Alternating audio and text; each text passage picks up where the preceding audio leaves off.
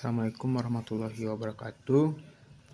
Perkenalkan sama saya Billy Fitra M, NIM 24147006. Di sini akan menjelaskan materi tentang komunikasi, yang dimana video ini dibuat bertujuan untuk memenuhi tugas mata kuliah filsafat dan teori organisasi pendidikan. Langsung saja, materi pertama yaitu pengertian komunikasi. Komunikasi berasal dari bahasa Latin yang komunis yang berarti sama. Secara umum, komunikasi dapat diterjemahkan sebagai penyampaian pesan dari satu pihak ke pihak lainnya supaya terjadi pengertian yang sama. Komunikasi merupakan suatu proses penyampaian informasi, gagasan, emosi, keahlian, dan lain-lain melalui penggunaan simbol-simbol seperti kata-kata, gambar-gambar, angka-angka, dan lain-lainnya. Inti dari komunikasi adalah suatu proses pernyataan antara dua pihak atau lebih yang disampaikan menggunakan bahasa sebagai alat penyalurnya. Dalam komunikasi, pernyataan disebut message. Sementara orang yang menyampaikan pesan disebut dengan komunikator, sedangkan orang yang menerima pesan disebut komunikan.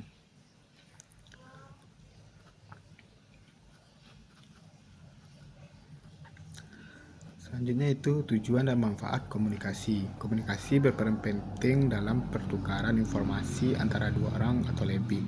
Komunikasi melibatkan pihak-pihak yang akan berkomunikasi dengan menggunakan media penyampaian pesan.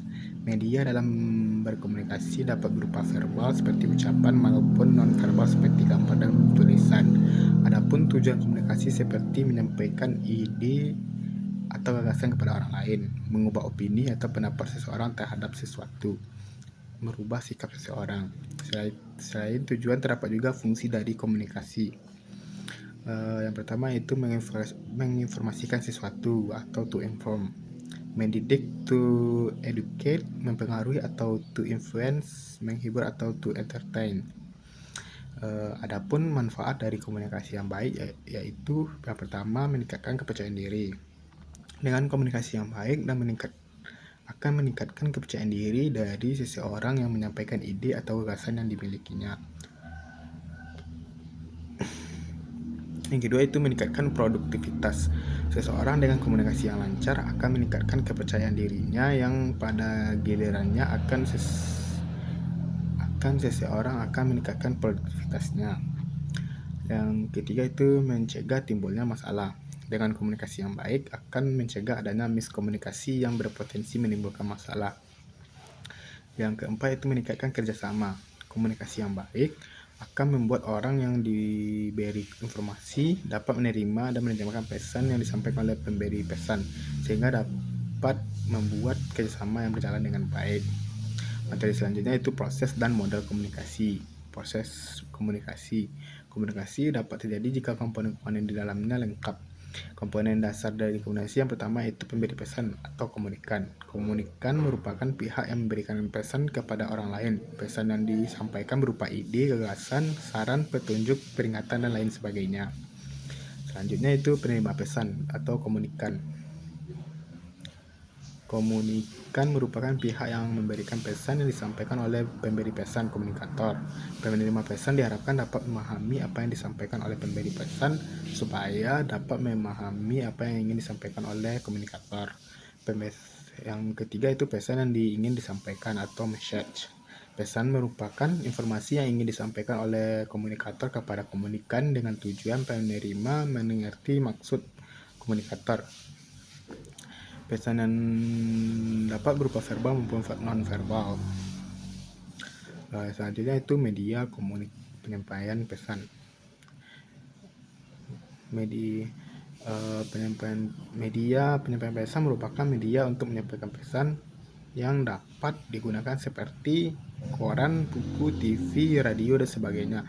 Media yang digunakan menyesuaikan dengan pesan yang ingin disampaikan. Selain komponen dasar, ada komponen lain yaitu feedback dari penerima pesan kepada pemberi pesan. Feedback berfungsi sebagai sinyal dari penerima pesan kepada pemberi pesan terkait pesan dan informasi yang disampaikan. Feedback membuat pemberi pesan memahami bahwa penerima dapat menerima pesan disampaikan dengan baik atau tidak. Selanjutnya model komunikasi. Model komunikasi adalah gambaran sederhana dari proses komunikasi.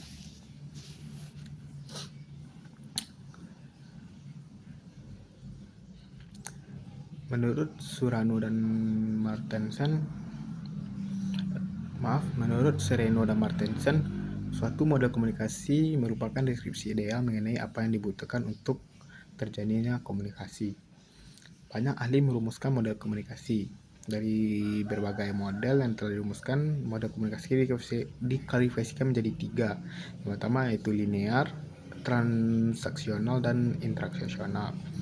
Model komunikasi linear. Model komunikasi linear adalah model komunikasi yang sangat sederhana. Model ini menggambarkan komunikasi berlangsung satu arah. Arus pesan digambarkan bersifat langsung kepada dari pengirim pesan kepada penerima pesan, komunikator ke komunikan. Dalam proses model komunikasi linear tidak terdapat konsep umpan balik. Penerima pesan bersifat pasif dalam penerima pesan. Model komunikasi linear diantaranya itu model komunikasi Aristoteles, model komunikasi Laswell, model komunikasi SMC-Berlow, dan model komunikasi Shannon dan Weaver.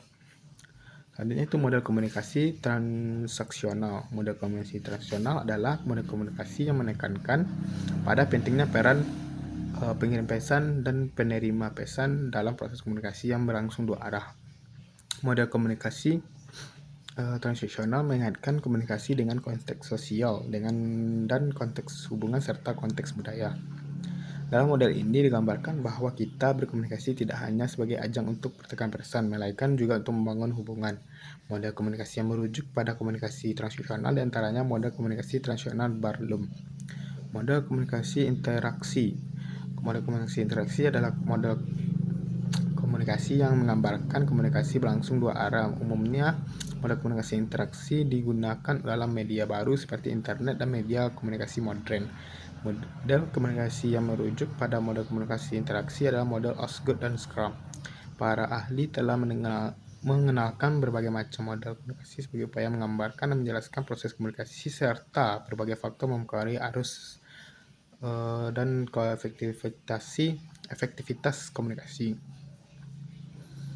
Berikut beberapa model komunikasi menurut ahli yang terangkum. Yang pertama yaitu model komunikasi Aristoteles.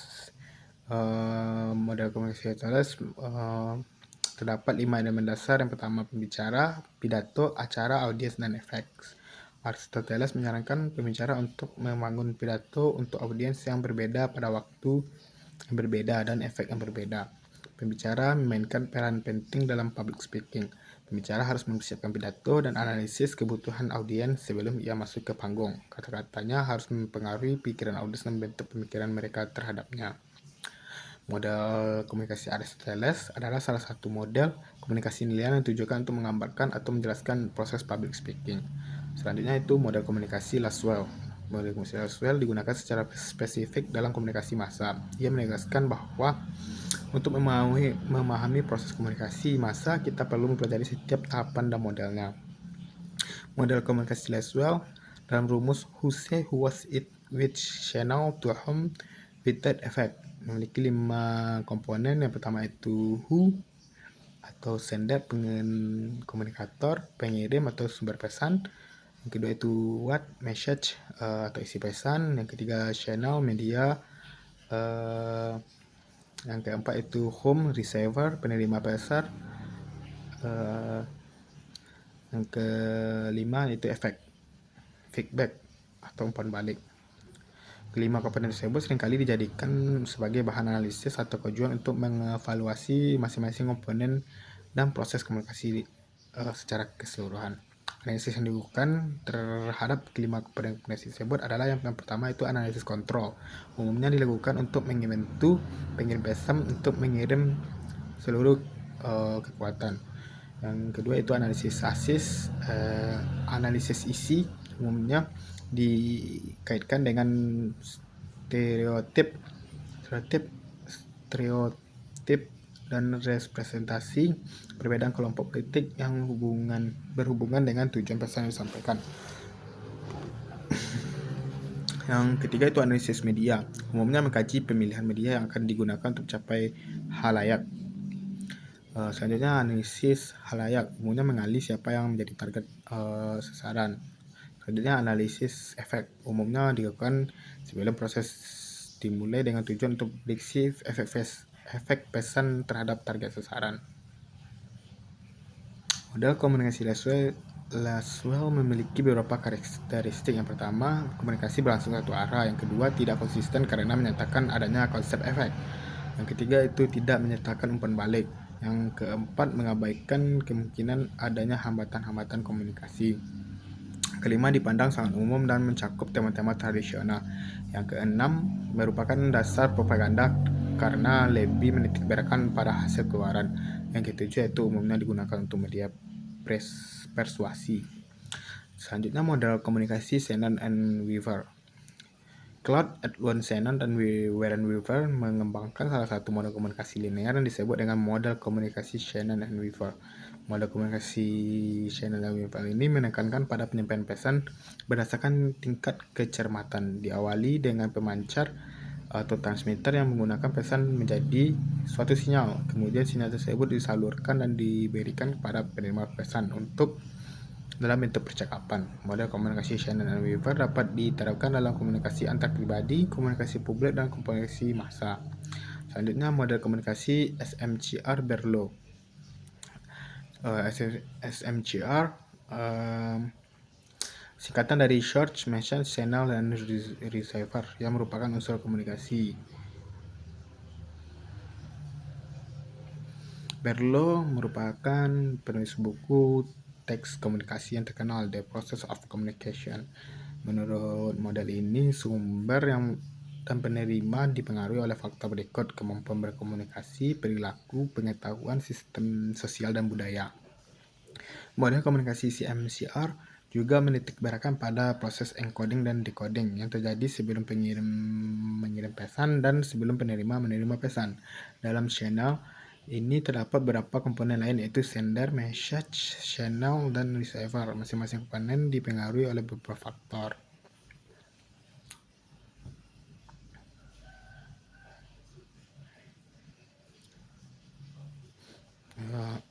Selanjutnya itu model komunikasi Barlow. Barlow mengenalkan model komunikasi transaksional bagi dasar komunikasi interpersonal atau komunikasi antar pribadi. Model ini menggambarkan proses pengirim dan penerima pesan yang terjadi secara simultan antara partisipan komunikasi. Model komunikasi Barlow dikenal dengan nama model komunikasi transaksional Barlow. Model ini merupakan respons terhadap model komunikasi linear yang bersifat statis ke model komunikasi yang bersifat dinamis dan model komunikasi dua arah. Model komunikasi transaksional Barlow menggambarkan proses komunikasi yang berlangsung secara berkesinambungan. Pengirim dan penerima pesan saling bertukar pesan dan bertukar tempat secara seimbang. Pesan berjalan mengambil tempat dengan umpan balik konstan yang diberikan oleh partisipan komunikasi. Umpan balik yang diberikan oleh salah satu pihak adalah pesan bagi pihak lainnya. Selanjutnya itu model komunikasi Osgood atau Scrum. Osgood dan Scrum. Model proses komunikasi yang digambarkan oleh Osgood dan Scrum itu berlaku untuk bentuk-bentuk komunikasi antar pribadi. Dijelaskan bahwa proses komunikasi berjalan secara sirkular, di mana masing-masing pelaku secara bergantian bertindak sebagai komunikator atau sumber dan komunikan atau penerima. Menurut model ini, masing-masing pelaku komunikasi akan terlibat dalam proses pembentukan pesan, encoding atau penafsiran, interpreting pesan, serta penerimaan dan pemecahan kode pesan atau decoding.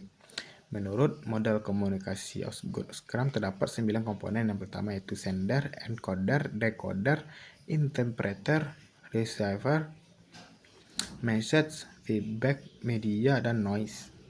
Menurut Scrum, latar belakang individu yang terlibat dalam proses komunikasi memainkan peran yang sangat penting dalam komunikasi. Setiap orang memiliki latar belakang pengetahuan, pengalaman, serta budaya yang berbeda satu sama lainnya.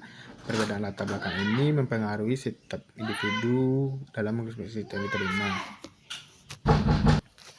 Baik, kita lanjut. Model SR, model komunikasi paling dasar. Sebagai pertukaran atau perpindahan informasi atau gagasan, komunikasi ini dianggap sebagai suatu proses aksi dan reaksi yang sangat sederhana.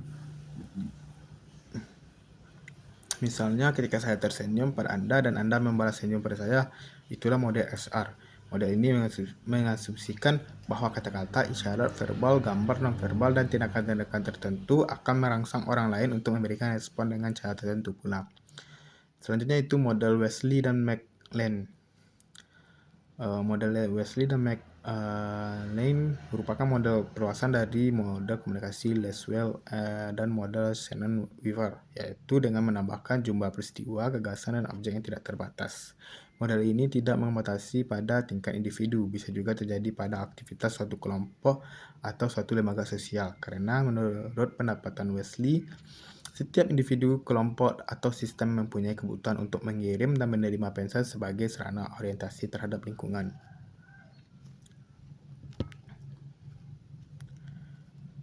Jenis komunikasi. Yang pertama itu komunikasi verbal. Komunikasi verbal merupakan bentuk komunikasi dengan menggunakan kata-kata.